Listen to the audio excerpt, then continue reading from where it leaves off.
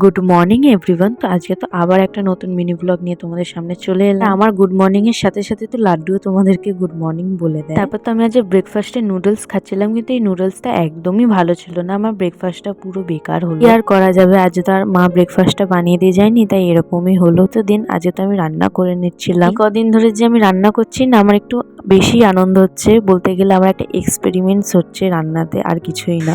তারপর তো আমি রান্না কমপ্লিট করে রান্নাঘরে কাজ কমপ্লিট করে স্নান টান করে আগে আমি পুজো দিয়ে নিলাম। আর এটা তো নতুনত্ব কিছুই না, রোজকার মতন তো আবার লেট করে এসেছে। আবার আমরা বিকেল 4টের সময় খাবার খাচ্ছি। আর আজকে তো লাঞ্চের জন্য বানিয়েছিলাম ডিম আলুর ঝোল, টমেটোর চাটনি আর শিম ভাজা। তারপর তো সন্ধ্যাবেলা আমি আটা মেখে নিচ্ছিলাম রাতে রুটি করার জন্য। আর এদিকে ও আজকে আমাকে চা বানিয়ে খাওয়ালো।